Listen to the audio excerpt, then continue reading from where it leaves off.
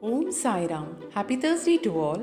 Baba says, when you already know your Sai's blessings are with you, then why are you so worrying about your career?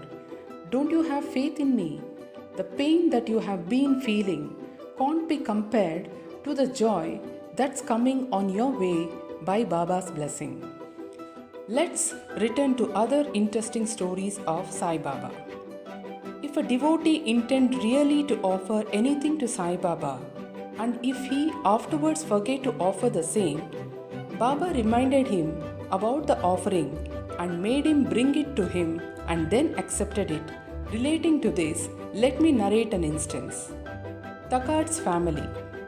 Mr. Takad, a Prarthana Samajist, was a staunch devotee of Sai Baba. His wife and son loved Baba equally or perhaps more.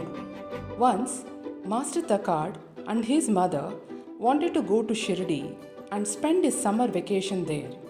But the son was unwilling to go as he thought that in case he left his home in Bandra, the worship of Sai Baba in the house would not be properly attended to, as his father being a Prarthana Samajist. However, on his father's assurance that the puja of Baba will be performed exactly as his son was doing, the mother and the son left for Shirdi on Friday night. The next day, Takad got up early, took bath and performed the puja and offered a few pieces of lump sugar as Naivedya. The sugar was distributed at lunchtime. Everything went on well till Monday. Next Tuesday, he performed the morning puja as usual and left for his work.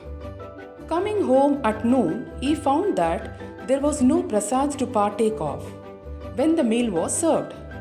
He asked the servant cook, who told him that there was no offering made that morning and that he had completely forgotten to offer Naivedya. At this, he left his seat and prostrated before Baba and expressed his regret. Then he wrote a letter to his son stating the facts and asked his pardon for his neglect. This happened in Bandra at about Tuesday noon.